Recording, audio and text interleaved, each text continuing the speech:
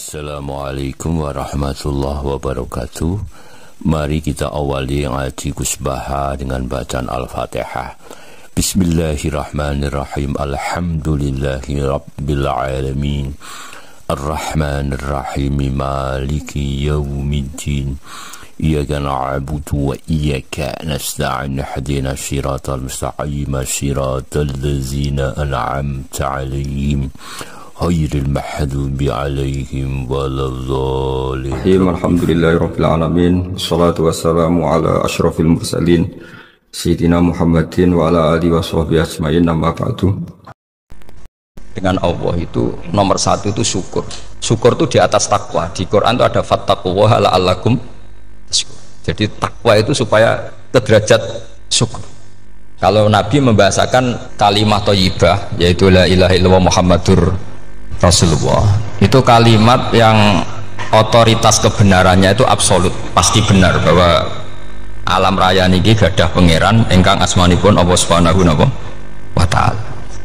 Tapi pengamalan niku, pengamalan la ilaha illallah itu harus ditalkin, diajarkan oleh orang yang spesialis ya, orang yang benar-benar mempunyai maslak.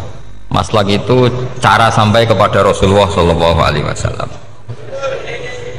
Kalau tersemut ketika Mbah Mun sering ngendikan ihdinas siratal mustaqim siratal ladzina an'amta 'alaihim. Terus uniknya di surat Fatihah itu, ya Allah tunjukkan kami ke jalan yang benar. Itu bukan sirotoka jalan jenengan, tapi siratal ladzina an'amta 'alaihim. Saya masih ingat betul ketika Mbah Mun ngendikan Allah itu mboten saged ditiru. Wong Allah mboten dahar, mboten ngombe, mboten tidur. Sing saged ditiru niku nggih padha-padha manusa, sehingga disebut ihdinas siratal mustaqim siratal ladzina. Maka dalam disiplin ilmu sanad itu sampai ada kalimat ekstrim, man ta'allama bila syekhin fasehuhu setan. Itu tidak main-main ya. Artinya ketika orang lain menuduh dunia kiai katanya terlalu kayak kerajaan kecil, santri tidak pernah ngeritik, itu keliru. Sebetulnya memang aturan ilmu itu diantaranya untuk ilmu agama itu harus pakai apa? Sanad. Bukti ini apa? Ihdinas siratal mustaqim siratal ladzina an'amta 'alaihim. Jadi untuk mengikuti jalan Allah niku harus mengikuti jalannya orang-orang yang telah engkau beri nikmat. Telah itu artinya finish. Finish itu artinya sudah meninggal. Saya masih ingat betul kalimatnya Mbah Mun, kalau kamu ngikuti orang, kalau ingin kebenarannya permanen, yang sudah meninggal. Sepotongan-potongan soleh dadakan ngeten kan nggak meyakinkan. Pas ngaji gayanya kayak wong soleh, enggak mulai kumat meneh, soleh meneh, kumat meneh, itu kan nggak meyakinkan. Istighfar gini nangis, karek nonton dangdut gini nyesal. Terus apa ya, nggak jelas no? Terus gak kasil maksiat ya nyesal, gak kasil toat ya nyesal. Itu nanti ikut partai wa akhiruna atarafu bidunubihim kholatu amalan sholihah wa akhiruna sayyi'ah. Jadi orang-orang zaman akhir itu nyampur aduk antara kebaikan dan keburukan. Kayak sampean sering sholat saf awal itu ya baik, tapi ya ono sombongi. Maksudnya ono sombongi, kowe iku sapa wani kok ngarep. Maksudnya itu ya ribet kan. Makanya ada wali jadi wali itu karena kalau sholat itu di belakang. Alasannya aku izin mbek pangeran sawane kok ngarep. Jadi ilmu itu macam-macam. Bapak Rian sering dawuh, nak ana wong istiqomah ngimami masjid itu ya apik. Tapi nak keseringan ya perkarane ambisi mau digenti. Jadi istiqomah itu nak keterusan itu ya dadi ambisi. Mulane gak jelas ngimami masjid terus itu istiqomah apa mau digenti. Artinya apa? Hidup ini gak jelas. Justru gak jelas itu bagus karena ketok menusane, napa? Ketok menusane. Sehingga dalam ilmu fikih itu lucu. Lo cerita wali-wali top Abdullah bin Umar niku semadzhab dengan Abdullah bin Abbas. Mboten seneng urip teng tanah haram. Ketika banyak ulama, banyak sahabat senang hidup di tanah haram, alasannya sholat di tanah haram itu seperti 1000 sholat. Tapi yang dipikir beliau bukan sholatnya, maksiat di tanah haram juga lipatannya sama. Maka rumahnya Abdullah bin Umar itu pas ning perbatasan. Nak sholat mbek bojone ning tanah haram, nak tukaran metu. Jadi ono area tukaran itu dikondisikan steril. Jadi masyhur itu. Jadi beliau nak lagi mesra mbek bojone wiridan teng tanah haram, nak tukaran metu sik. Baru tukaran. Secara meyakinkan karena sehingga kita di Indonesia sebenarnya punya sisi yang luar biasa karena kita tidak maksiat di tanah haram. Jadi bisa saja kita ini orang keren karena tidak pernah maksiat di tanah haram. Walaupun saya tahu kaji atau umroh tambah keren karena nggak pernah maksiat di. Karena banyak juga orang yang nangis di Masjid Haram jebule ngenes. Samu naki sing elek bojoku tok. Wong Turki wayu, wong Pakistan wayu. Bareng roh bojone elek wireng pesek. Terus nangis, ya Allah, samu naki sing elek kok. Bojoku tok. Nah, berhubung wayah haji dikira itu religius, napa? Akhirnya sing wedok gak terima. Samu naki ganteng kabeh sing elek kowe tok. Makanya di haji itu pangeran nyindir faman faradha fihinnal hajja fala rafatha wala fusuqa wala jidala fil hajj. Itu pakai fi ku ing dalem. Jadi potensi maksiat kalau kaji itu fi. Justru pas haji itu pas potensi maksiat. Wong tenggene matof niku nggon tawaf niku. Terus masyaallah wong ayu ki pirang-pirang, wong ganteng ki pirang-pirang. Terus mari geger. Mergo rebutan ngambung hajar macam-macam.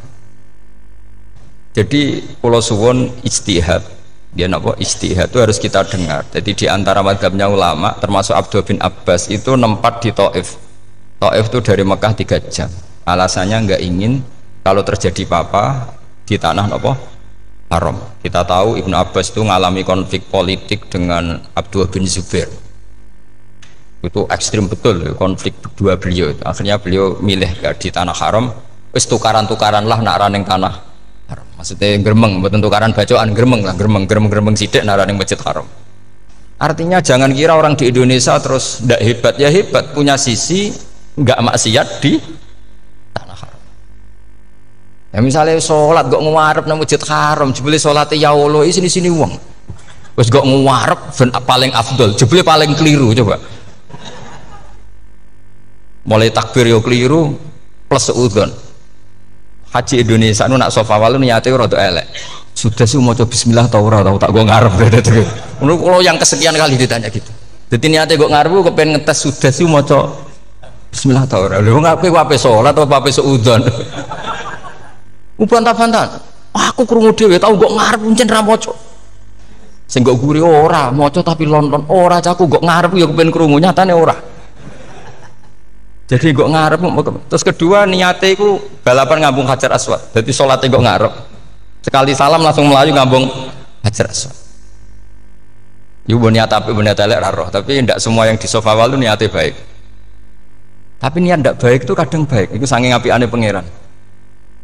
Kalau kenangan cerita dari Mbah Mun yang paling saya kenang itu gini. Dulu ono santri nakal. Ya jadi ora dulu tok saiki luwih akeh. Tapi sawangannya cerita kan kudu dulu karena sejarah itu syaratnya harus diomongkan dulu.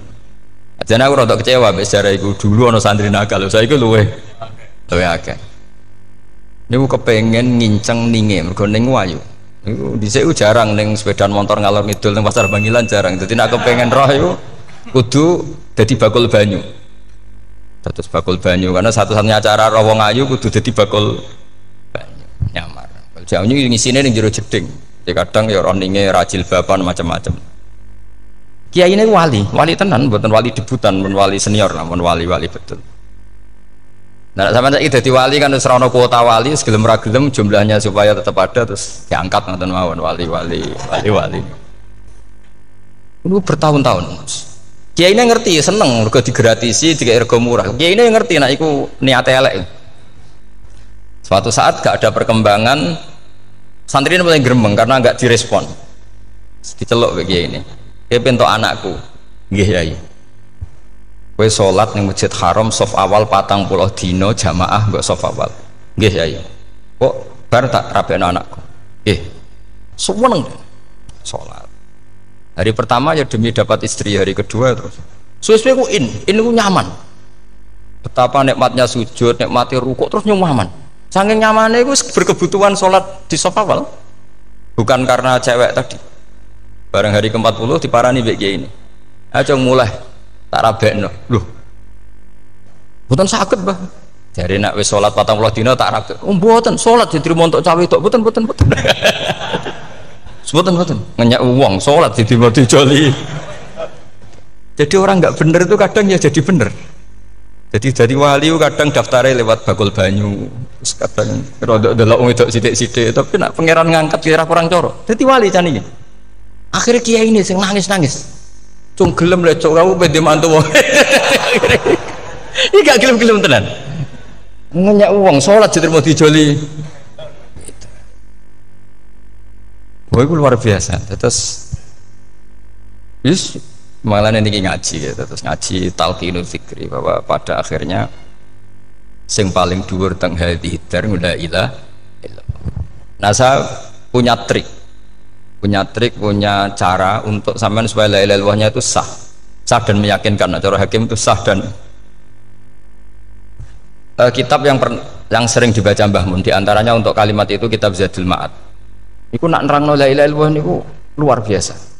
Itu kitab kesayangannya Sayyid Abdul Al-Haddad. Beliau ngendikan di antara kitab kesukaan beliau selain Ihya itu kitab Zadul Ma'ad.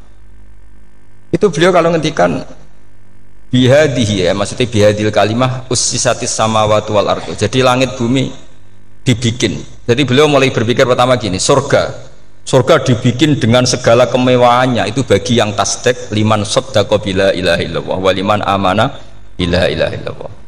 Neraka yang dibikin sebegitu ekstrim sampai anak wong dicemplung ngenteni 70 tahun lagi ceblok. Wah, itu ora kebayang carane gawe. Entakno bego kan itu. Jadi barang nak diceblokno ning neraka itu cebloke tok ngisor ngenteni pinten? 70 tahun. Makanya kemungkinan keluar dari neraka itu kecil. Agak untuk syafaat itu kecil. Wong wis ora iso kebayang kan.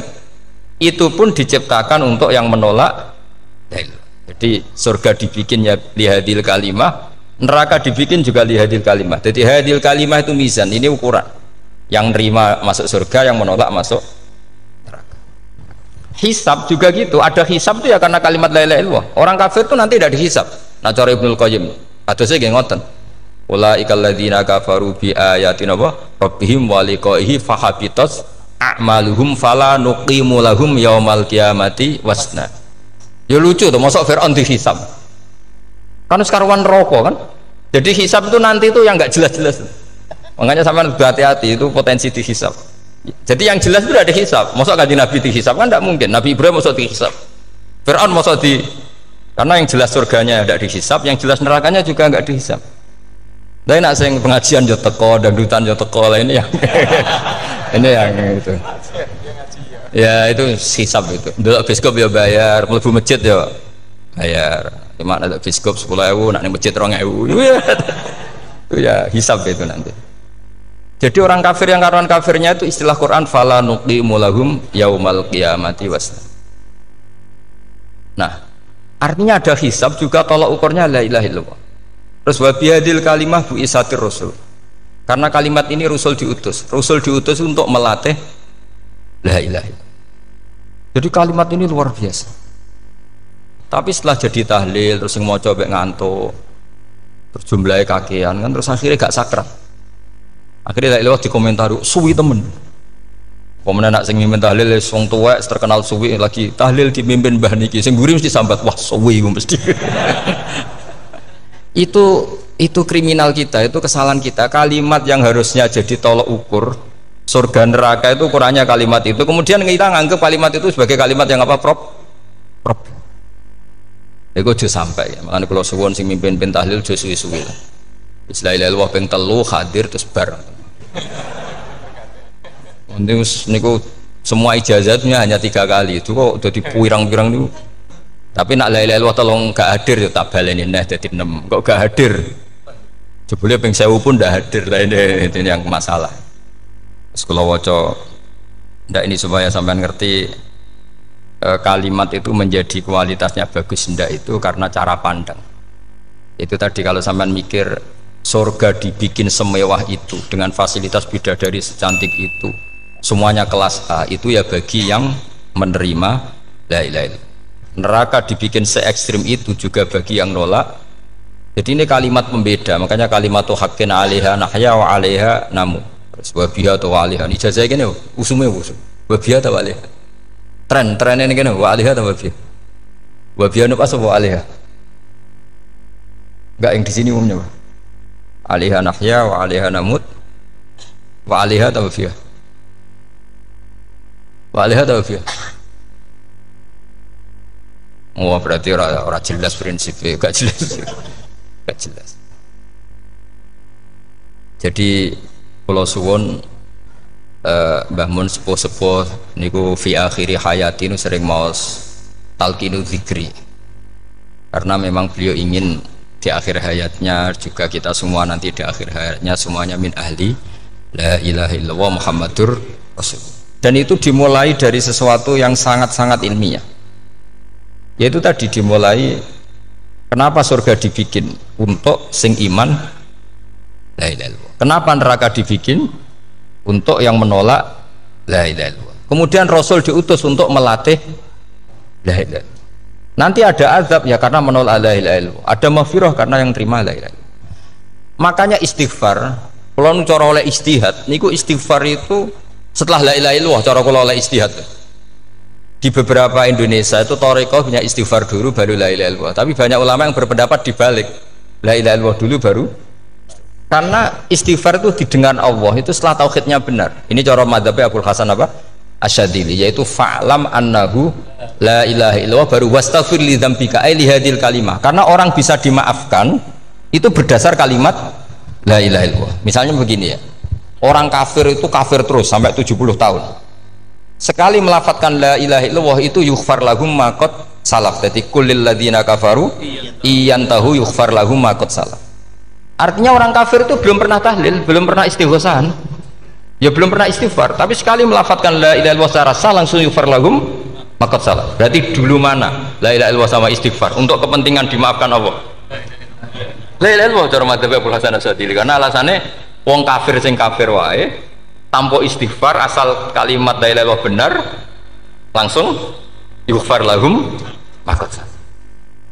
Jadi cara pikirannya Abdul Hasan Asyadili itu la ilaha illallah yang benar dan kamu baru istighfar nanti insya Allah pasti dimaafkan bihaqi la ilaha illallah. Jadi fa'lam annahu la ilaha illallah baru wastaghfir li dzambika ai bihadil kalimah, karena sahnya istighfar setelah kalimat ini sah. Itu orang kafir yang kafir berpuluh-puluh tahun itu langsung diberi bonus sama Allah yughfar lahum ma qad salaf. Nah, ukuran iyan tahu pakai apa coba? Hei para wong kafir nak kowe mendo sangka kekafiran, ukurannya pakai apa? La ilaha illallah. Sekali la ilaha benar langsung yughfar lahum ma qad salaf. Makanya ketika Ja'far Shadiq, Sayyid Ja'far Shadiq beberapa lama arja ayatin fil Quran adalah qulil ladzina kafaru iyan tahu yughfar lahum ma qad salaf. Ketika mana kan abet siswa malaikat dia wong kafir 70 tahun Gusti mau celek lu pisan langsung jenengan sepuro mosok kalau imam tahlil buatan jenengan sepuro ya, tapi masalahnya nak malaikat tapi kowe golek wajib lah iku semari perkara iku semari masalah kan bersora ikhlas itu mulai masalah nak sing gurih malah meneh tapi kowe mau celek lu ambek gremeng mergo kesuwen dan nak kesuwen wong gremeng sing dosa sing tahlil apa sing gremeng? Sing tahlil ya melok dosa mergo kesuwen, sing gremeng dosa wong kalimat thayyibah kok digremengi. Nah terusno sing ngundang ya melok dosa pisan ribet kan. Ya ora ono fikih ngono ya ora ono. Maksudnya kalau cerita daripada rawan dosa ya mendingan la ilaha illallah sing ora gremeng. Carane piye? Sing mimpin ya sing fasih sing cepet. Insyaallah. Oh teng desa kula anggere muni tahlil ben Gus Wak suweneng kabeh, mesti cepet. Jamin mesti cepet. Kalau ya sering ngomong, aku cepet lah lu mati sing suwi ya. Mergo suwi mari dosa gremeng ya perkara. Kiai-kiai kan do sungkan mek kula. Lah teng adat masyarakat kan nggih sampai Gus sampai anak kiai kan sungkan dadi kiai-kiai sing tua-tua akhirnya melok cepet. Dan ini harus dielmoni. Saya ulang lagi ya. Sebetulnya dalam thariqah Syadziliyah itu la ilaha illallah dulu baru istighfar. Alasannya apa? Sihhatul istighfar itu ba'da sihhati la ilaha illallah. Jadi dia bawa nggih qulil ladzina kafaru iyantahu yughfar lahum ma qad salaf. Saiki intiha anil kufri, berhenti kekafiran dengan kalimat apa? La ilaha illallah. itu langsung yughfar lahum ma qad salah. Dan Allah ngendikan fa'alam annahu la ilaha illallah baru wastaghfir lidzam ai bihadil kalim. Artinya gini, bisa saja istighfar kita itu tidak didengar Allah karena tauhid kita tidak pernah benar. Mau ngelafat notok tapi tauhidnya tidak benar.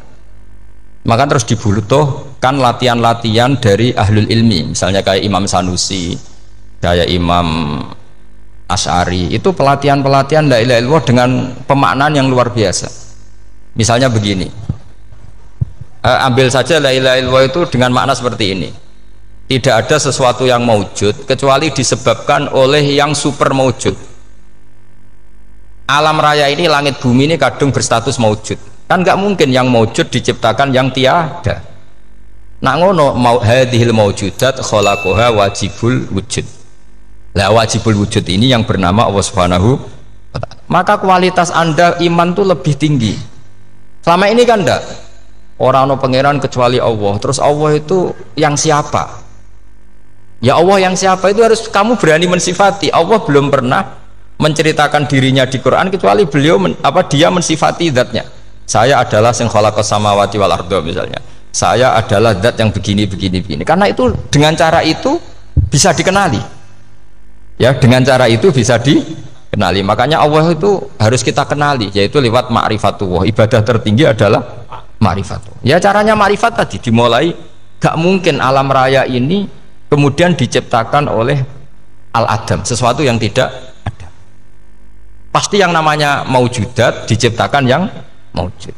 Karena maujud ini maujud pencipta harus super. Lah super itu bahasa Arabnya wajibul wujud.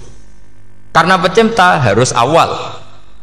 Gak mungkin Fir'aun itu Tuhan lahirnya di bumi, berarti dulu buminya ketimbang Fir'aunnya. Tuhan-Tuhan yang lain juga begitu, masa dulu buminya ketimbang Tuhannya. Makanya Allah pasti Tuhan betul karena bersifat awal, bersifat qadim. Nah, kalau kamu mulai latihan gitu, iman kamu itu bil bayyinah, dan syaratnya iman yang benar adalah bil bayyinah. Bayyinah itu jelas welo-welo. Makanya semua nabi memaklumatkan diri, qul inni ala bayyinatim mir rabbi. Lam yakunil ladzina kafaru min ahlil kitab wal musyrikin munfakina hatta ta'tiyahumul bayyinah. Jadi kamu harus punya otoritatif kebenaran sing sampai welo-welo. Welo-welo itu layak balus syakka wal irtiyab, sudah agak bisa ragu lagi. Nah, saya khawatir kalau kita sudah tidak ngaji seperti ini, la ilaha illallah itu mau rutinitas. Pemenang nak kasiat ribet meneng. Nak diwaca 1000 kasiat ini, nak diwaca 2000 kasiat. Wah, itu ngawur lagi. Saya itu kemarin ketemu banyak orang pintar lah di Jogja. Itu saya cerita, mereka tanya saya, Gus, kenapa engkau jarang berdoa? Saya bilang saya itu sering berdoa, cuma mungkin Anda tidak tahu, kata saya. Doa itu syaratnya harus setelah sihatil iman, imannya itu benar. Dulu ketika Gerwani itu kampanye komunis itu gitu, anak-anak kecil disuruh memejamkan mata, ayo kamu minta permen sama Tuhan, ternyata nggak dapat permen, suruh memejamkan mata lagi, coba minta sama bu guru, terus dikasih apa? Permen. Oh, berarti yang ada bu guru bukan Tuhan. Artinya apa? Kalau umat Islam ini Islam ini kamu jual dengan doa, kemudian doa dipakai tolok ukur Islam bener apa enggak, habis kamu. Banyak orang ingin jadi Kapolri, jadi gubernur, jadi apa, mengundang orang-orang kondungo. Terus nyangoni akeh gak mandi, mesti dihujat deh. Dan sing dongo yang ngerti nak ra mandi, potongan wong seneng duit itu kan insya Allah ra mandi lah kan kira-kira gitu. Jadi korbannya itu Islam kalau terus menerus doa yang dipakai apa? Transaksi. Maka doa itu nomor 2 atau 3, nomor 1 itu ya iman tadi, ma'rifatullah itu nomor 1. Bukan doa, karena kalau doa dijadikan nomor 1 takutnya itu dipakai ukuran. Makanya ketika orang kafir minta sama Nabi, minta itu ya bahasa Arabnya doa, untuk mengubah Mekah jadi begini, untuk mengubah Mekah jadi makmur, jadi ada sungainya, roh. Nabi gak mau. Padahal Nabi kalau doa pasti mustajab apa enggak? Tapi andekan itu diturutin, maka ukuran iman selalu pakai doa. Dan itu bahaya jangka panjang, karena Nabi pirsa pengganti beliau-beliau kamu-kamu yang nanti doanya tidak mandi, itu bahaya, itu tidak prospek cara hitung-hitungan. Iya, nak zaman Nabi doa mesti mati. Nah, ketika era sampean, kena kiai tenan Pak, kalau doa anak sugih kira kiai kan ribet. Mungkin dhewe kiai ora sugih kan ribet kan. Maka kita sebagai ulama itu punya hitung-hitungan. Nah, beda dengan pakai ma'rifatullah. Misalnya begini, ini contoh paling gampang. Orang kafir itu dulu mengukur kebenaran Muhammad, mereka tentu manggilnya Muhammad. Muhammad, kalau kamu mengklaim bahwa orang mati bisa hidup lagi, coba mbah-mbah kamu yang sudah mati bangunkan. Kalau bisa berarti kamu benar, kalau ndak ya ndak. Pertanyaannya itu yang faktu bi abaina in kuntum apa? Sodikin. Pertanyaannya, mengukur kebenaran dengan cara itu yang bikin standar siapa? Nah, Nabi itu sempat terdesak karena itu dipakai ukuran. Tapi kalau pakai ilmu mantek, jawabannya lebih gampang. Mengukur kebenaran dengan cara itu versi siapa? Versi saya. Kamu benar itu kalau bisa membangkitkan orang mati. Terus dari Nabi, ya kalau versi kamu ya kamu yang membangkitkan, nanti ditanya bareng-bareng. Loh, ini kan kita seperti itu kan, kita sering. Artinya apa? Islam ini yang bisa mengawal hanya ilmu. Doa itu nomor 2, yang bisa mengawal Islam hanya fa'lam, harus ilmu annahu la ilaha illallah. Ketika orang kafir lo tanya, Muhammad kalau kamu Rasul betul, fasayir jibala Makkah, jibalu Makkah kamu jalankan kemudian jadi emas. Dan orang-orang yang mati bangkitkan, kemudian kita tanya, adinuka hakun amla, agamamu benar apa enggak? Nabi andikan minta kira-kira dituruti Allah apa enggak? Pasti dituruti. Tapi masalahnya, masa menunggu itu? Masa Allah menjadi Tuhan nunggu itu? Allah selalu Tuhan baik orang percaya atau tidak. Makanya Allah tidak mau nuruti, karena itu jadi problem jangka panjang. Iya, kalau Nabi mustajab doanya, ketus era umatnya seperti ini. Sing kiai ini bendino dalail ora mesti mandi dongane. Wis sing tirakat lah ora mesti mandi dongane. Nak bab donga niku wis padha wae lah. Misalnya mesti mandi, nak wong waras mesti dinggo donga husnul khotimah, ora dinggo golek sugih, itu mesti amatir. Lah masalahnya nak dinggo husnul khotimah bagi mereka yang kedonyan ya gak ngefek, dianggap tidak prospek. Panjang kan? Makanya itu pinternya Nabi, nomor 1 itu al ilmu, fa'lam annahu la ilaha illallah. Lagi wastaghfir li dzambi. Jadi kalau suwon, kenapa ini cerita Mbah Mun, kenapa akhir-akhir beliau sering talqinu zikri, sering melatih zikir, itu sirinya diantaranya bahwa kalimat ini harus menjadi kalimat super, kalimat sing alaiha nahya wa alaiha namut wa alaiha nub'ats atau wabiha nub'ats insyaallah ta'ala minal amin. Ya itu tadi, kita sebagai kiai itu ikut menjaga ini, jangan sampai kalimat ini membosankan. Tahlile suwi barbar segitu ono sing nyoal la ilaha illallah Muhammadur Rasulullah lane kurang panjang, wakaf ta ora terus panjang. Bahwa agama ini dimulai hatta ta'tiyahumul bayyinah. Jadi sesuatunya harus benar-benar sampai jelas. Orientasi para ulama dulu itu cara menerangkan la ilaha illallah itu sampai difahami an bayyinatin. Makanya semua nabi memaklumatkan diri kul inni ala bayyinatin mir rabbi. Sampai di situ. Dan semua cerita-cerita di tafsir Jalalain di apa-apa itu ukuran kebenaran itu lam yakunil ladzina kafaru min ahlil kitab wal musyrikin namun fakina hatta ta'tiyahumul bayyinah. Monggo.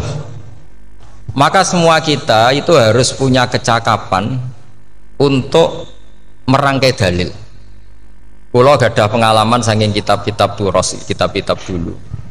Itu ketika beberapa ulama ditanya dulu, ketika ulama-ulama dulu berdebat tentang apakah imanul muqallid, imannya orang yang tidak bisa berargumentasi tentang Tuhan itu diterima apa enggak, rata-rata ahli sunnah bilang diterima, tapi tetap dengan catatan itu potensi goyah. Itkul man qallada fit tauhidi imanu lam yakhlu min tardidi. Tapi ternyata ulama-ulama itu prakteknya juga mengajari masyarakat supaya ada sedikit dalil atau kepastian logika. Masyhur itu ulama dulu ketika tanya orang-orang Arab, orang-orang desa, ya Arabi, bima arafta rabbak, kamu kok tahu kalau Tuhan itu ada, itu gimana?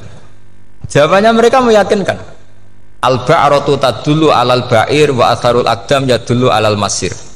Ono tletonge sapi ya mesti ono sapine, ono asarul aqdam artinya ono tipake wong liwat ya mesti ono sing liwat. Sehingga itu sudah dianggap cukup. Kalau ada makhluk ya ada khalik. Artinya terus menjadi gampang ketika Allah ngendikan misalnya am khuliqu min ghairi syai'in. Mosok hadhil makhluqat sing maujudat kemudian khalaqahal adam. Itu kan enggak ketemu akal. Maka termasuk kekaguman saya sama kitab Fathul Bari sarahnya Bukhari itu ngendikane wa hadza sing inda ahlil mantak yusamma iltidzadzan aqliyan, bahwa agama ini harus ada kenyamanan secara akal. Kalau Nabi membahasakan wajadah halawatal apa? Iman. Iman yang manis itu misalnya kita profesor, kita ilmuwan, kita seorang yang top, yang paling cerdas di dunia. Kemudian kamu secara agama didogma oleh pimpinan agama kamu. Kebetulan pimpinan agama kamu misalnya komunis. Terus diberi ajaran misalnya hadhil maujudat khalaqahal adam. Yang maujud ini diciptakan ketiadaan. Kan mungkin profesor lah mesti stres. Piye wong Adam kok ciri utama ketiadaan ya layu asiru saya tidak ngefek. Bandingkan dengan misalnya kita goblok lah, petani lah, wong paling goblok lah misalnya diajari bumi ki ono mbah wonten, terus sing gawe bumi ono ya ono, wong barange ono kok sing gawe ra ono. Lebih gampang lah itu cara Fathul Bari. Hadaddin itu mudah sekali, sahlah qoriba. Kalau dalam baca Said Abdul Al-Haddad itu hadil kalimah sahlah qoriba. Salah qoriba itu enak difahami karena ya sudahlah, kalau hadil maujudat ya khalaqahal maujud. Berhubung maujud ini maujud khaliq ya wajibul wujud, kira-kira maujud super lah atau kausa prima atau apa. Jadi segampang itu lama menerangkan tauhid.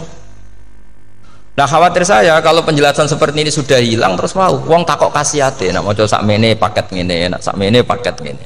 Lah anak ramadi terus mental. Jute la ilaha illallah ya ngobos. Nah ini kan jadi tersangka. Makanya saya tadi bilang, saya berkali-kali saya belajar tauhid, belajar ilmu mantek, itu kepentingan saya hanya satu, supaya orang familiar dengan logika la ilaha illallah. Itu tadi mulai yang pelatihan kelas ringan, yaitu tadi al-ba'ratu tadullu alal ba'ir wa asarul aqdam yadullu alal masir, sampai pelatihan yang agak berat, tapi sebenarnya tidak berat-berat banget. Karena tadi am khuliqu min ghairi syai'in. Masa kalian semua yang sebegini hebat maujudat kemudian kamu disebabkan oleh sesuatu yang tiada. Iku mbok sampean profesor lah iku ora iso logika, wong barang ra ono kok nyebabno. Al-aqdam ya dulu alal masir. Jadi ono teledong ya mesti ono sapine. Ono tipak tracaane tak kaki ya berarti ono wong sing barli liwat. Artinya hadil alam ini atharun min athari kudratu. Kalau suwun, kalau wau mun maca sanad talqinu dzikri dari Mbah Mun, dan saya berharap kita ini saling menopang. Makanya saya Gus Yofur itu sering belajar mantek sampai belajar usul fikih, karena nggak bisa kita tanpa ditopang ilmu-ilmu seperti itu, tidak bisa, karena banyak khurafat, banyak syubhat. Termasuk penumpang paling gampang adalah Anda berislam secara senang, secara ceria, supaya tidak kepikiran nyuwun sewu pindah agama atau pindah ke yang macam-macam. Makanya diantara rumusnya Islam itu raditu billahi robba. Raditu itu puas, sampai cari di kamus, ridho itu puas, marem. Ojo mbok maca di pangeran Allah pah-pah. Makanya kalau berharap jenengan jangan sering berdoa, nanti gampang kecewa. Karena potensi tidak mandinya lebih tinggi gitu loh. Jadi pokoknya seneng pangeran. Pangeran ku sapa sing gawe langit bumi, sing ngekek oksigen ora usah bayar. Sing aku elek lah ya payu rabi. Nyifati pangeran sing wis terjadi. Ora usah bayangno. Wah aku jaluk jadi bupati ora jaluk suke ribet. Lho kula kecelok wong alim mboten nate nyifat donga nemen-nemen. Sing wis kliwate. Ngaku ya wong narukan nyatane payu rabi. Umume wong di mobil kuwi di mobil. Umume wong bingung ya sering melok bingung. Sudahlah sudah sebetulnya. Lho kok sampean kok ora top ya coba. Wong melarat sekolah ya ora tamat, ya tetep oleh menghirup napa oksigen. Presiden seneng jadi presiden, kowe ngopi untuk utangan ya wis semenang. Semula ra diusir bojo ya wis seneng. Sebenarnya seneng itu gampang.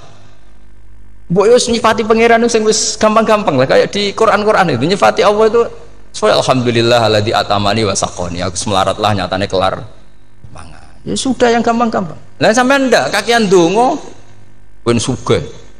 Kula bolak-balik cerita, kula nanti dilani wong elek. Rayu elek sowan kula. Kula kenangan terbaik saya dadi kiai gini. Gus kula dongakno dadi sugih. Tenane, Mbak. Nggih, tak critakno. Nak bojomu iku sugih. Sing pertama ditoto apa? Omah Gus ya, omah ditoto. Suwe-suwe mobil ditoto Alfa. Terakhir sing dievaluasi ku sampeyan. Omah wis apik, mobil wis apik, sing elek apa? Bojomu mesti sampean kena evaluasi. Iku wis mesti ya. Akhirnya Srasito. Jadi kalau nu nate bully tiang terbaik lah, kenangan saya terbaik jadi kiai ini gini. Akhirnya, iya Gus. Kan gak mungkin omah suwapi, mobil suwapi. Coba yang kamu evaluasi apa tuh? Mulai artinya sudah lah, tidak usah kepengen itu dikurangi lah. Hubungan kita dengan Allah itu mensifati itu insya Allah pasti lebih indah. Ya misalnya kita Islam ya alhamdulillahilladzi hadana li hadza ma kunna linahtadiya laula. Sudah, tapi sekali sampean mikir, sak rewangi Islam yo mesti mlebu swarga. Oh, mesti kena was-wase setan tak jamin. Sak rewangi salat yo mesti swarga. Tapi nak sampean alhamdulillahilladzi ja'alana minas sajidin wasyakirin aman. Maka alhamdulillah itu kalimat paling keren. Makanya da'wahum fiha subhanakallahumma wa tahiyyatuhum fiha salam wa akhiru da'wahum alhamdulillahirabbil alamin. Jadi pokoke ngoten. Sore pura usah kakek jaluk karena potensi tidak mandi itu tinggi. Sama ndak kutub, ndak ahdal, ndak abdal, ndak apa saja. Yes donga wis umume wong-wong lah. Dunya hasanah fil akhirati hasanah wa qina adzabannar. Hasanah go piye artine pokoke hasanah.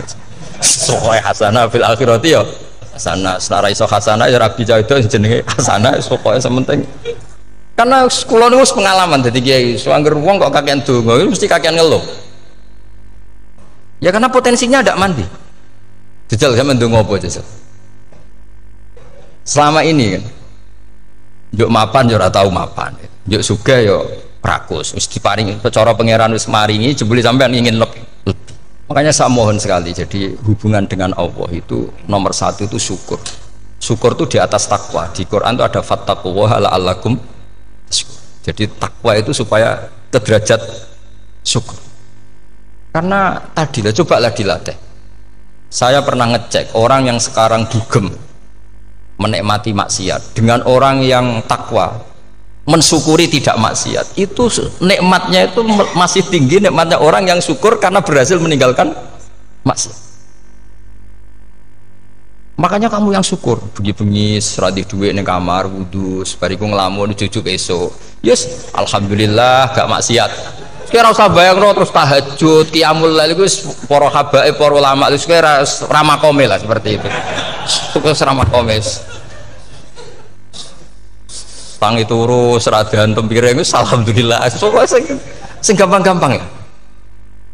Dan itu memang ajarannya Nabi. Jadi Nabi itu kalau bikin ajaran itu orang sing asbaha aminan fi sirbi, pokoke mu'afan fi badani indahu kutu yaumi faka'an nama khizat lahu dunya bi hadafiriha. Jadi bayangkan ini man asbaha aminan fisir bias ngontrak ya ora diusir sing di omah, kumpul mertua ya ora diusir mertua, kumpul bojo ora diusir bojo, aminan fisir bis mu'afan fi jasadis urip nak guyu do banter wis bengak-bengok indahu kutu yaumi dina iku iso mangan iki faka'an nama khizat lahu dunya bi hadafiriha. Anggap ae kowe itu sak donya.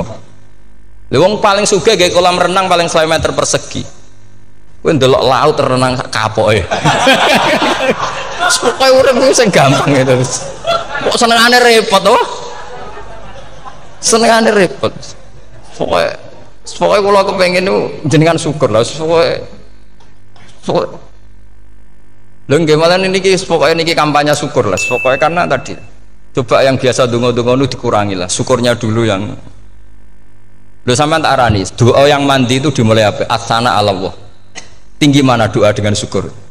Syukur. Nabi itu kalau berdoa itu nyifati Allah panjang sekali. Alhamdulillah hamdan katsiran terus wa hamdan wa fi ni'amahu wa yukafi mazida ya rabbana lakal hamdu kama yanbaghi li jalali wajhika azimi sultanik la nuhsi sana'an 'alaika anta kama athnayta 'ala nafsik antal muqaddim wa antal muakhir. Wus panjang.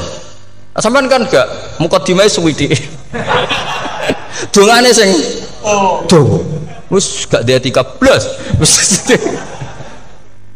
kalau kan sering mau ikhya itu kalau muji pangeran itu sampai lupa Imam Ghazali saking panjangnya. Taman delok donga-dongane Nabi itu kalau muji Allah itu panjang sekali dongane sithik nak jenengan Mukaddimah alhamdulillah rabbil alamin sampai angop. Pas donga ya Allah ya Rabbana temenan. Blas gak dia etika. Jadi saya mohon sekali supaya agama ini harus bifarohin wasururin. Kalau donga yang paling kalau kenang sama yang Mbah Mun gini, us farihi namuna amin. Semuanya kita itu pokoknya senang. Makanya kalau suwun lah, pokoknya beragama terus senang. Rodi itu bila roba, rodi itu kalau nak maknani marem lah, marem di pangeran Allah itu marem. Kata Sayyidina Ali lah, kafani izzan antakuna li robban, wa kafani fakhran an akuna laka abdan. Pun Gustin tak bangga kula dadi manusa, mergo pangerane jenengan. Cara di pangeran Fir'aun kan yo ribet wae. Wis mati tenggelam dadi ton. Terus wa kafani fakhran an akuna laka abdan. Kula nu seneng banget mergo dadi kawulane jenengan. Misale dadi kawulane presiden ya iso coplok. Kawulane menteri kadang ketangkep KPK. Kawulane wong sugih kadang bangkrut. Ribet kan? Makanya beliau ngendikan kafani izzan antakuna li robban wa kafani fakhran an akuna laka napa abdan. Terus niki kalau rati provokatif lah. Semergi zaman akhir sampai pandemi ngeten wis ra syukur ribet. Setelah saya jadi kiai dan penelitian, saya itu berkali-kali didatangi dokter, tentara, juga polisi. Mereka sering bilang gini, Gus saya ini dokter negeri. Saya ke NTT, ke Papua, karena saya muslim, berkebutuhan Islam, maka dibikinkan musola, dibikinkan masjid. Kalau kiai tidak bisa, bikin sendiri urunan mau narik siapa itu. Mau narik tarikan di jalan yang mau nyumbang siapa. Tapi kalau kebutuhan negara karena tugas negara ya difasilitasi negara dan tidak dianggap misionaris karena negara. Begitu juga di beberapa negara yang non muslim kayak di Argentina, di Venezuela itu ada masjid, ada kajian Islam ya karena duta besar dan itu aparat negara. Disinilah kearifan para ulama berkoalisi dengan umarok dengan makna yang positif bahwa agama ini harus ditopang umarok, sistem negara. Tentu di situ ada tentara, ada polisi, ada macam-macam. Kita sebagai kiai juga nggak berdaya di depan para bandar narkoba apa-apa kalau nggak ada BNN. Kita mau apa dengan korupsi kalau nggak ada KPK? Sehingga kearifan para guru-guru kita, mulai Mbah Maimun, bapak saya sendiri, NU, Muhammadiyah, semua ormas-ormas Islam itu pasti maulah kerjasama. Karena kita siapa ya? Kalau tidak kerjasama. Dan di antara pesan Rasulullah SAW adalah yaduwahi ma'al jamaah. Jadi apa ya, kebersamaan itu sudah berkah. Fa inna yadawahi ma'al jamaah. Jadi berkah. Lalu kenapa saya kalau ngaji bawa kitab? Ini agak sebetulnya itu lazim. Lazim itu suatu yang harus. Tapi karena kelamaan mubalek itu tidak pakai kitab. Seakan-akan bawa kitab itu yang aneh. Sebenarnya aneh mereka. Karena begini logika simpelnya ya. Umat Nabi ini berhak dapat apa coba? Berhak dapat warisan yang paling luhur, paling hebat, paling jernih. Apa itu Quran dan hadis? Pertanyaannya, siapa yang paling punya hak otoritatif untuk menerangkan Quran hadis? Ulama. Ulama yang mana? Ya yang kapabel, yang sudah diakui dunia kayak Imam Ghazali, Imam Bukhari, Imam Syafi'i. Artinya kalau kita tidak pakai materi itu ulama mendapat pikiran kita, bukan mendapat pikiran mereka.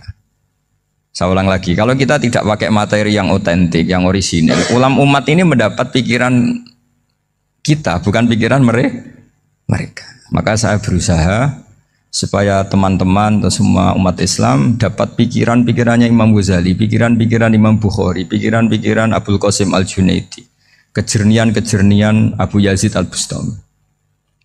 Kejernian itu diantaranya adalah misalnya makalah yang menurut saya itu makalah yang super.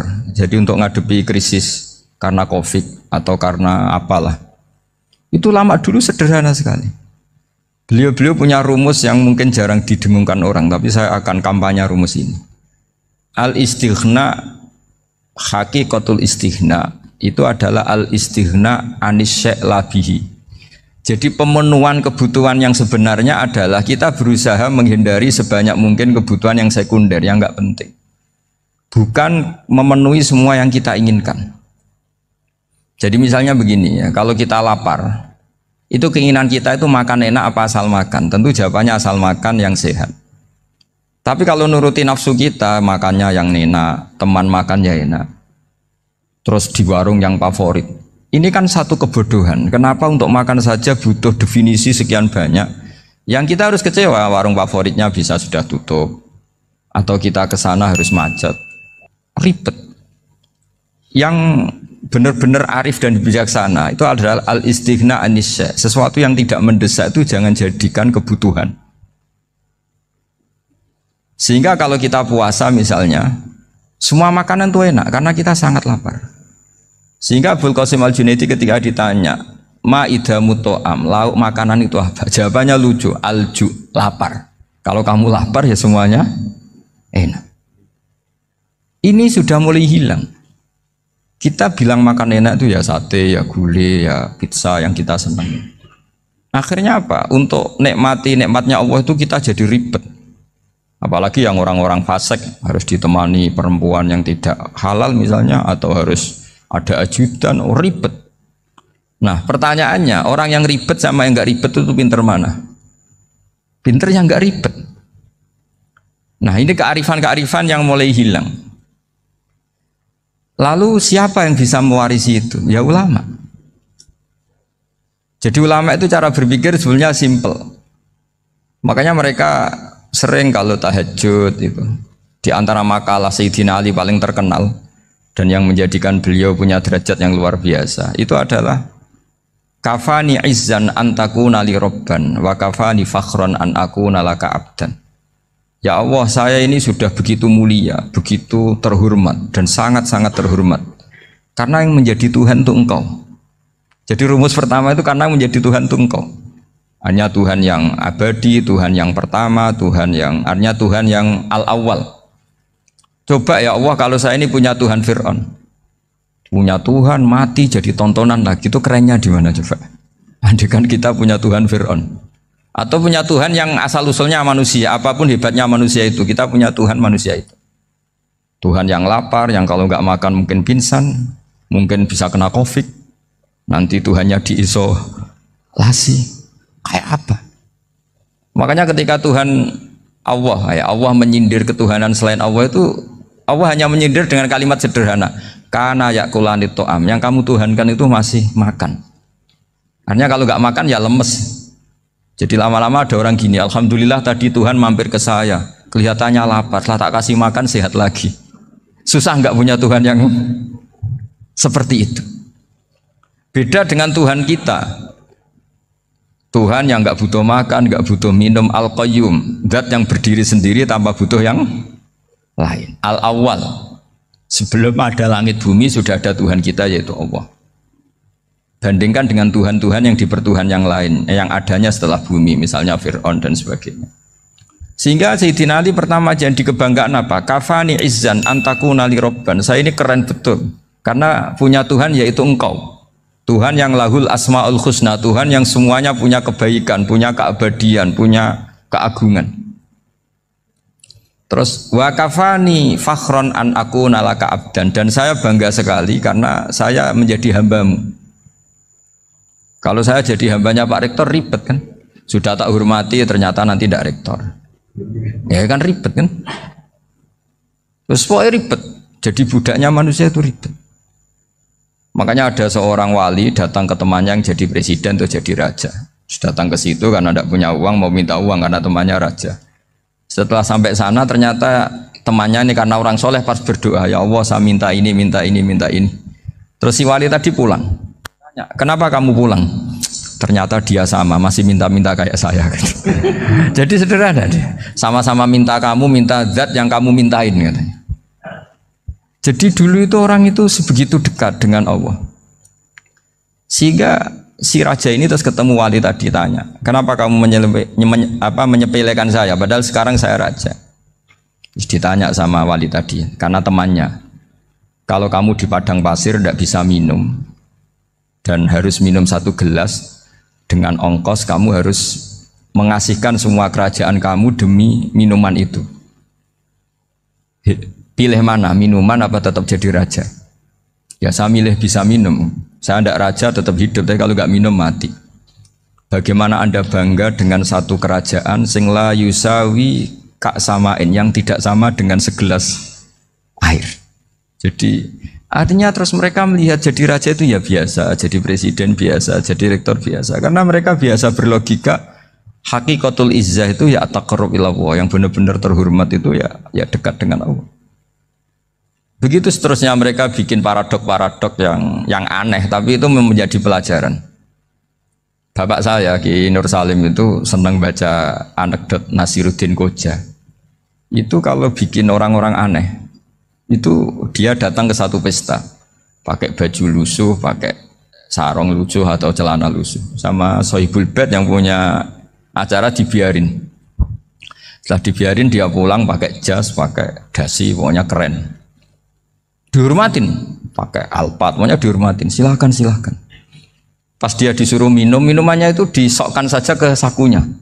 Jas, kamu harus minum yang banyak, karena kamu yang dihormati, bukan saya.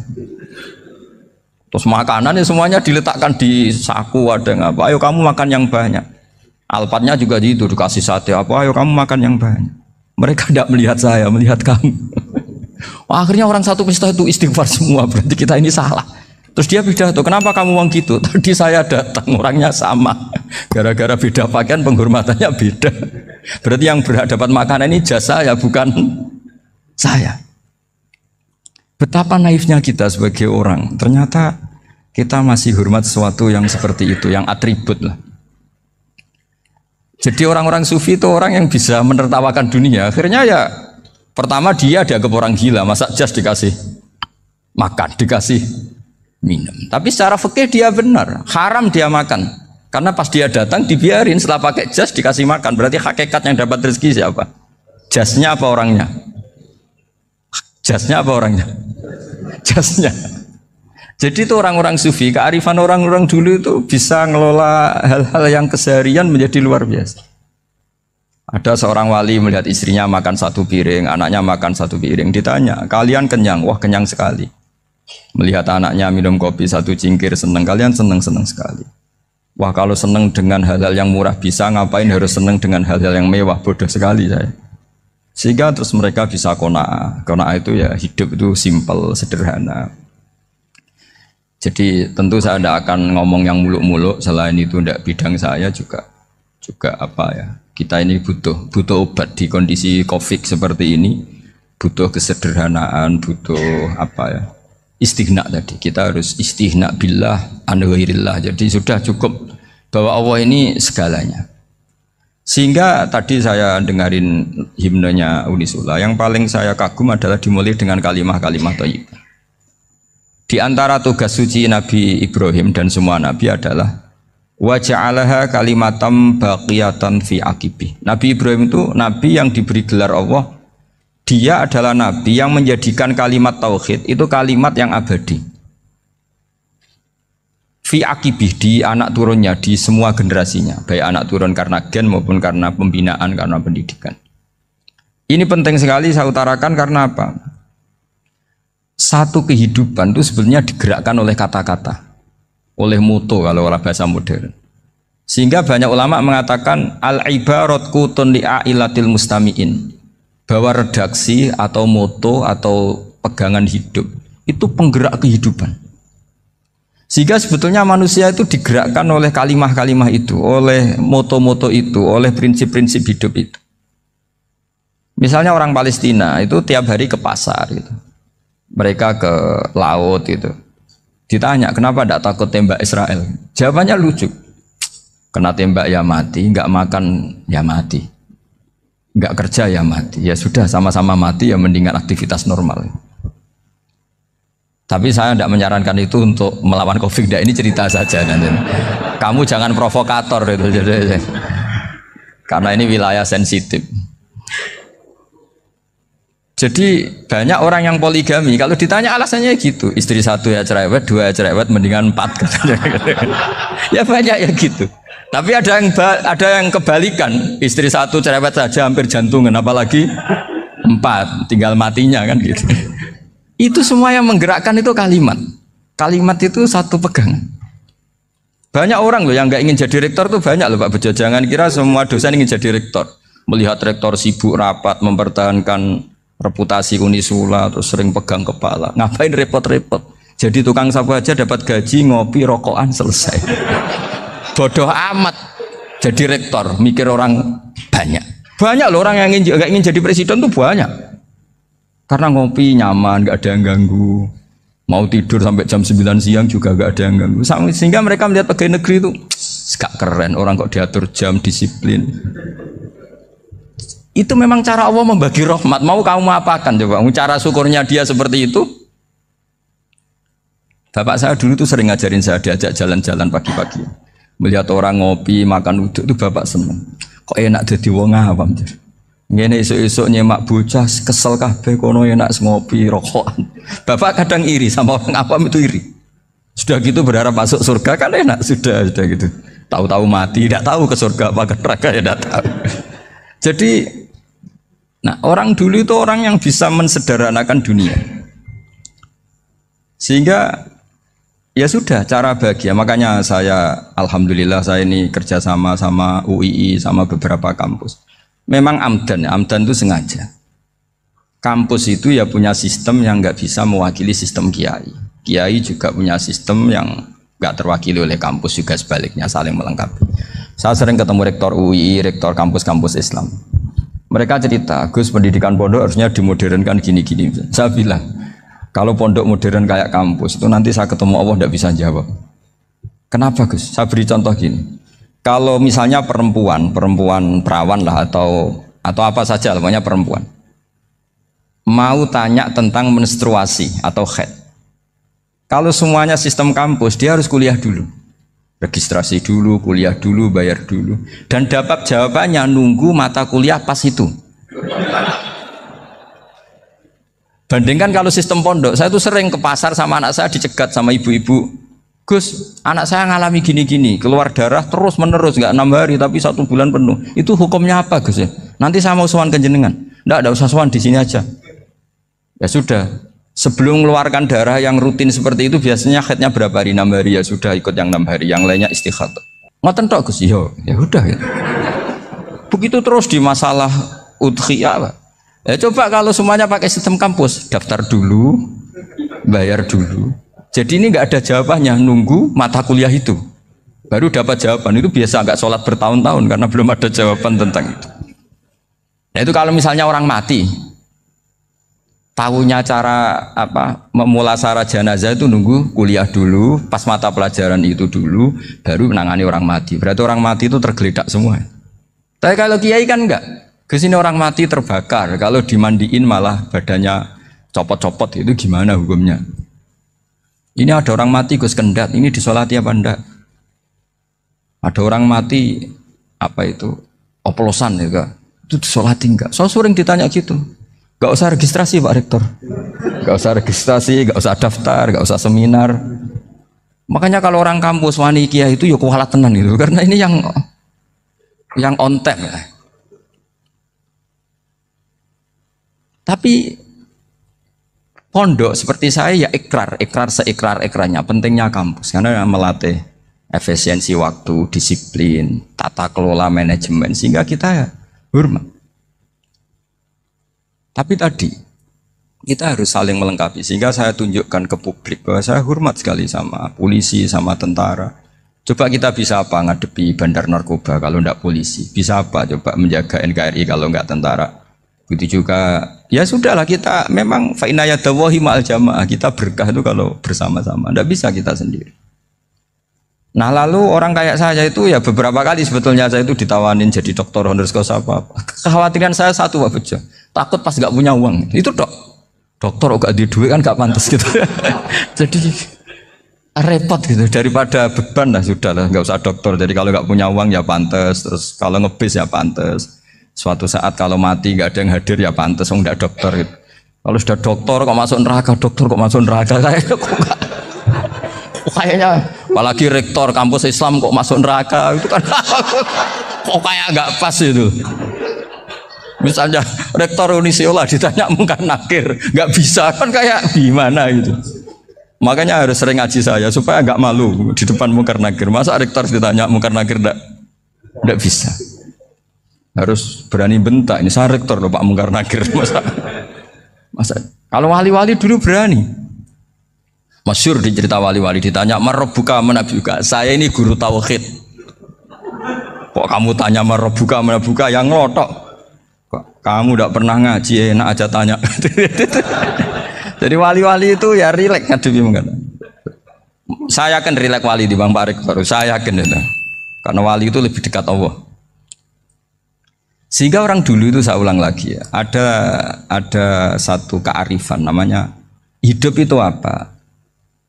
Hidup itu adalah cari sebanyak mungkin supaya hidup itu tidak tergantung pada banyak hal.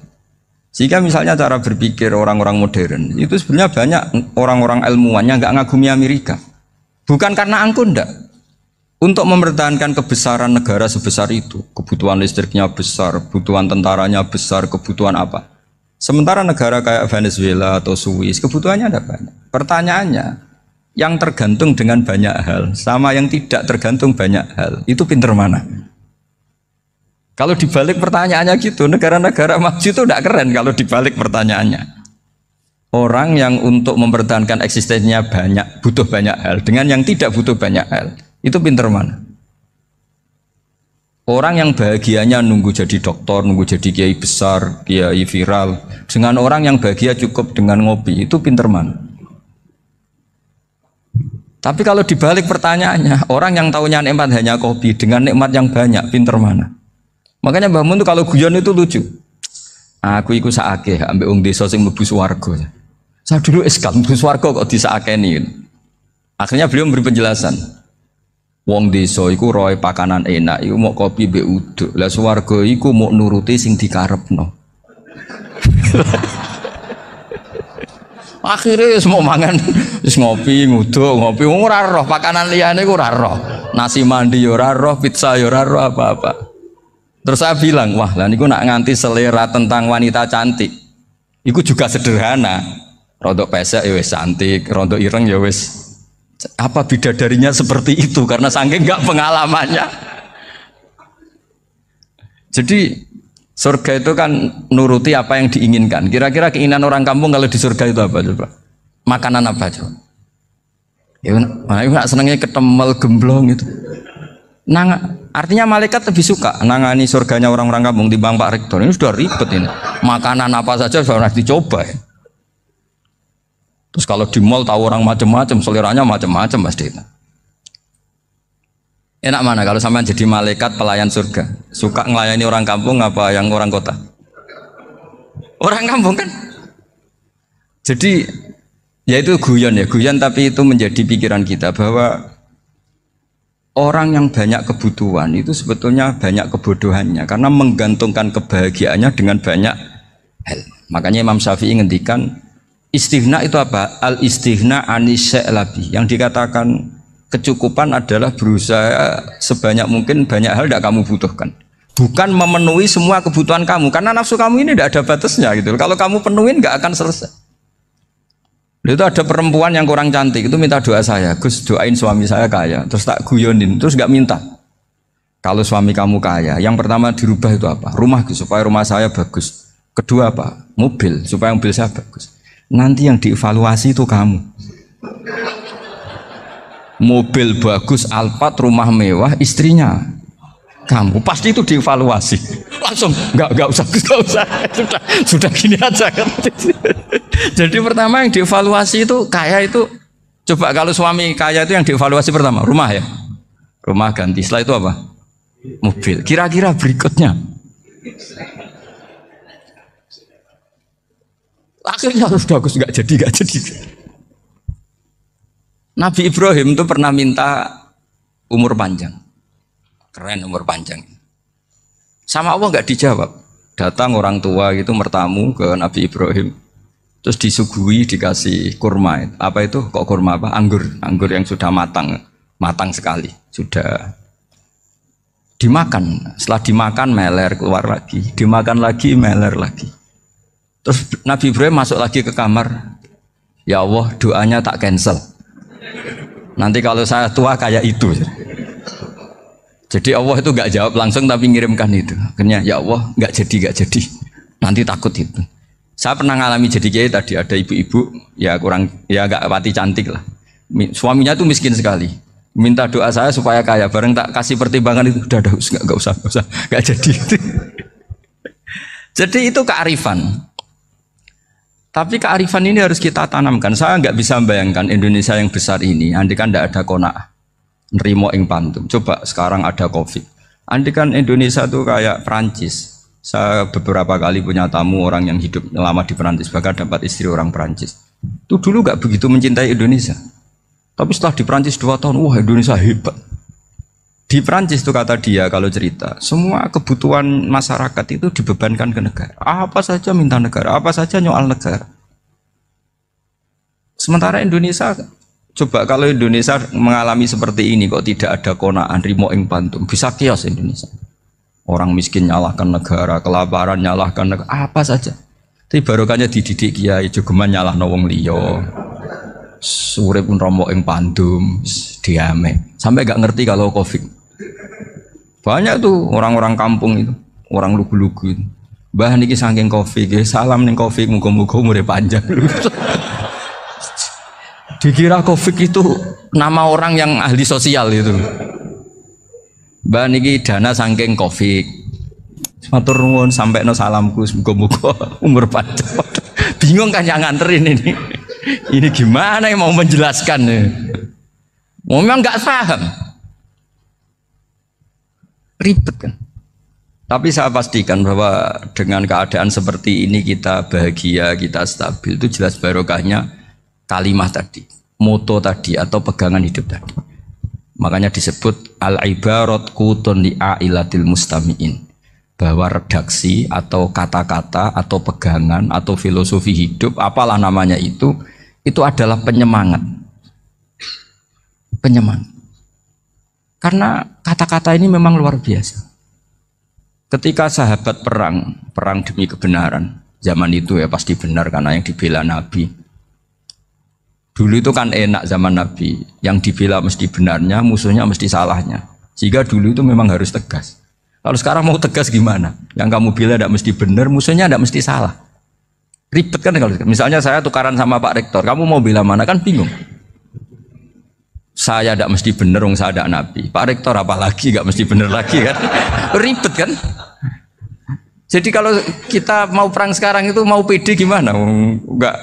Makanya banyak ulama sekarang tuh mau tegas tuh enggak berani karena ya banyak hal yang abu-abu lah wilayahnya. Misalnya pilihan presiden atau pilihan bupati, pilihan menteri.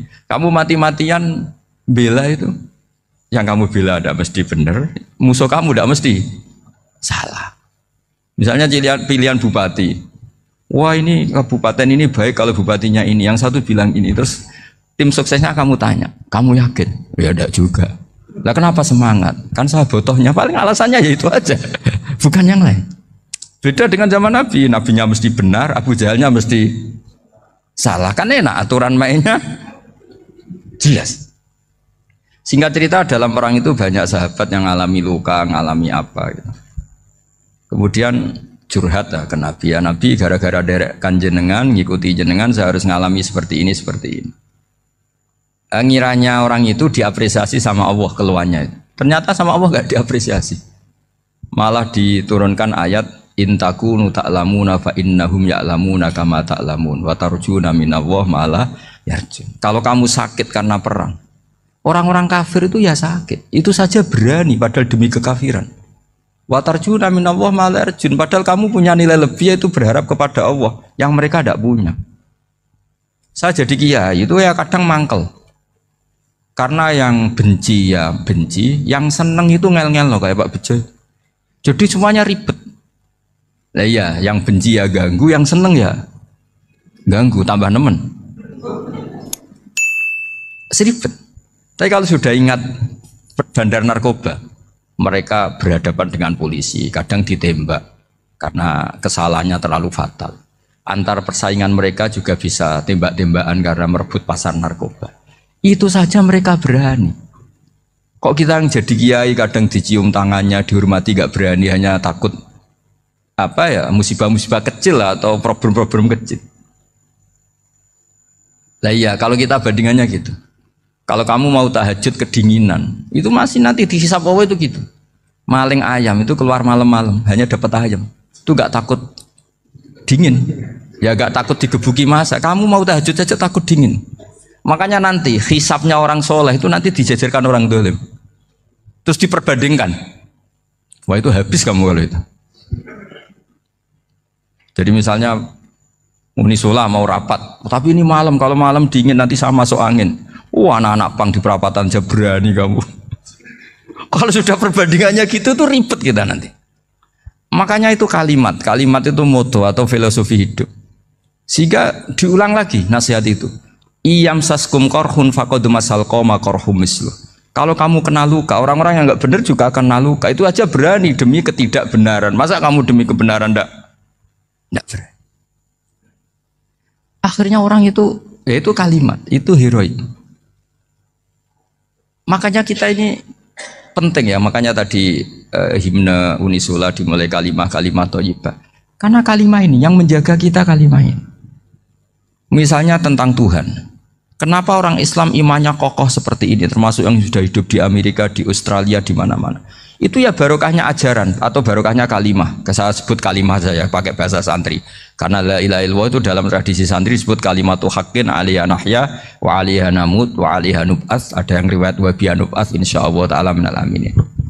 Kenapa mereka di mana-mana meskipun sekolah di Amerika, di Australia, bahkan di Uni Soviet tetap mukmin? Itu barokahnya ajaran yang benar. Allah itu siapa? Tuhan. Tuhan itu sifat dasarnya apa? Awal. Dia harus wujud awal sebelum makhluk yang lain. Sehingga ketika ada negara yang maju, yang tertib, manajemennya tertib, masyarakatnya makmur, tapi punya Tuhan yang tidak seperti itu, tidak awal, itu sudah gak nyaman. Karena ndaklah keren Tuhan saya, karena Tuhan saya itu al-awwal, zat yang pertama. Tuhan saya keren lah, zat yang gak mati. Tuhan yang gak mati, yang gak pernah ngalami kematian. Sehingga tontonan atau yang dilihat kenikmatan-kenikmatan yang lain ini tidak mengubah dia pendirian tentang Tuhan. Karena mantapnya satu kalimat tadi bahwa Tuhan itu ya harus satu, harus awal, harus tidak mati, tidak rusak, tidak ngalami apa-apa yang membahayakan. Sehingga ketika ditawarin Tuhan yang lain meskipun menjanjikan secara finansial atau kemakmuran, mereka gak tertarik. Itu coba, itu barokahnya makmur apa barokahnya ajaran? Barokahnya ajaran. Sering negara Islam itu kalah makmur dengan mereka, tapi barokahnya ajaran ini tetap apa? Tetap Islam. Makanya Nabi Ibrahim, Nabi yang sukses bikin wa ja'alaha kalimatam baqiyatan fi aqibi. Sehingga kita ini bekti sama orang tua misalnya, itu ya karena ajaran. Suwargamu itu karek wong tuamu. Nak wong tuamu ridho, Allah ridho. Nak ora ridho, Allah ora ridho. Ridho wa fi ridhol walidain wa sakhatu wa sukhtu wa fi sakhatil. Sehingga ketika ada orang tua yang agak brengsek gitu, anak-anak tetap hormat. Punya orang tua yang miskin, yang sudah miskin, tukang tombok nomor, banyak kan di kampung gitu. Ya tetap hormat. Coba kalau dari awal kita ngajari orang tua kamu hormati ya, kalau baik, kalau tidak usah. Bisa geger Indonesia. Tapi barokahnya ajaran-ajaran itu Indonesia tertib karena ada ajaran. Nah ini di sini ini pesantren dan Unisula semua harus berkontribusi membuat ajaran yang benar itu adalah ciri utama Islam. Sehingga Islam ini dimulai dengan ajaran kalimatu haqqin alaiha nahya wa alaiha namut.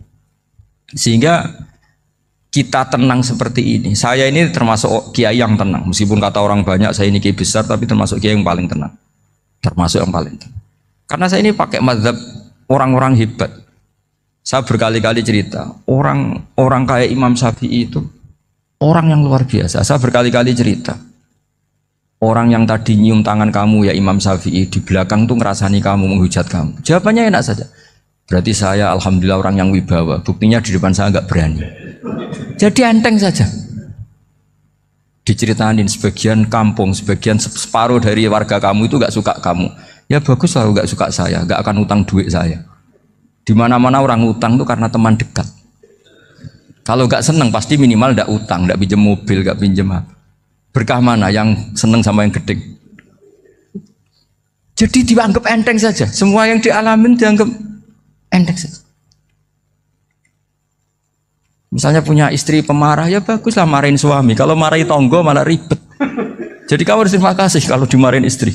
Baguslah marahin saya mah, kalau marahin tonggo ribet. Jadi enteng saja. Tapi kita sekarang tuh karena nafsu ya, sehingga menghadapi hidup ini ribet. Ulama dulu kalau mau mati itu senengnya bukan main. Sudah lama saya ini ingin nggak maksiat. Kayaknya nggak maksiat paling efektif itu mati. Ya tidak apa-apa Gusti, kalau sebaiknya mati ya mati aja. Enteng saja. Jadi melihat kematian itu akhir dari segala keburukan atau potensi keburukan. Apapun baik kita sekarang, suatu saat mungkin kita nggak baik. Yang bisa menghentikan ketidakbaikan atau potensi ketidakbaikan itu apa coba? Mati kan? Berarti mati itu mengerikan apa menyenangkan? Mesti kamu tidak berani menjawab. Meskipun secara ilmu kamu berani, tapi secara rasa agak berani kan? Saya ulang lagi ya, yang bisa menghentikan keburukan atau potensi keburukan itu apa coba? Apa? Kematian. Berarti kematian itu menyenangkan atau menyusahkan? Apapun kamu tidak berani jawab karena kamu agak-agak duniawi itu kelihatannya. Tapi secara ilmu, kamu tahu kan kalau mati itu tidak buruk-buruk banget. Karena apa? Itu akhir dari segala keburukan.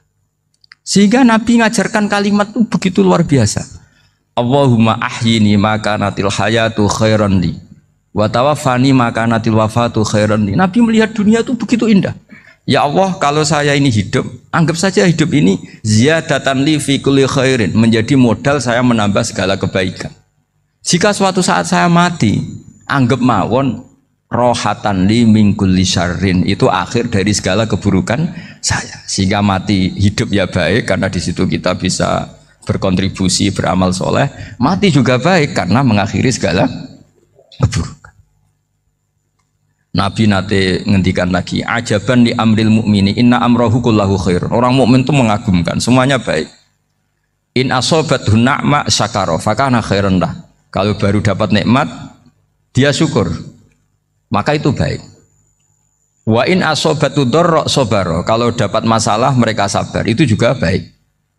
Sehingga orang mukmin dua sisinya pasti baik. Itu juga kalimat, maksudnya moto atau pegangan hidup. Nah berikut ini saya beri contoh, ini kenangan saya, ini contoh terakhir. Masalah jadi orang terkenal maupun tidak. Di sini dicontohkan Imam Ghazali di halaman 367 di kitab saya 367 juznya 3 di kitab Ihya Ulumuddin. Di sini beliau cerita betapa untuk menjaga ikhlas sebaiknya orang itu tidak terkenal, tidak syuhrah, tidak terkenal. Oke, itu kita sepakat ya, karena kalau terkenal mungkin orang dipaksa publik dengan tanda kutip untuk selalu berbuat baik, tapi karena jaim lah, jaga image atau apa. Tapi ketika dibalik pertanyaannya, kamu rela yang terkenal itu orang nggak benar, sementara yang orang benar itu nggak terkenal. Lalu masyarakat tahunya yang tidak benar. Kalau pertanyaannya dibalik gitu, orang baik wajib terkenal enggak? Kalau pertanyaannya dibalik seperti itu. Dokter yang benar tidak terkenal, yang malpraktek terkenal. Kamu ingin kondisi seperti itu? Gak ingin kan? Kampus yang bagus gak terkenal, kampus yang bagus gak terkenal, yang gak bagus. Nah, artinya apa? Gara-gara olah kata, olah pikiran, ini logika jadi rubah. Lagi-lagi apa? Jawaban itu ada di kata-kata sebetulnya. Makanya bab-bab seperti ini tidak usahlah kita berdebat, berpolemik. Sebaiknya orang itu humul, menutup diri, apa sebaiknya orang terkenal, itu nggak perlu seperti itu. Sudah terserah Tuhan saja. Makanya saya mulai dulu ngaji sampai sekarang itu ya tidak punya punya ikon tertentu atau punya website tertentu, enggak. Sudah terserah pangeran. Sudah, saya juga tidak sok suci materialistik atau enggak, ya tidak mikir saya. Bukan apa-apa ya, karena saya ini kiai, jadi biasa urusannya sama Allah, tidak sama makhluk. Jadi pusing kalau sama sarah-sarahnya makhluk itu pusing. Meskipun rektor kalau nasihati saya pasti tidak saya terima, itu tetap makhluk, itu sudah ada ngefek kalau saya itu sudah ada itu.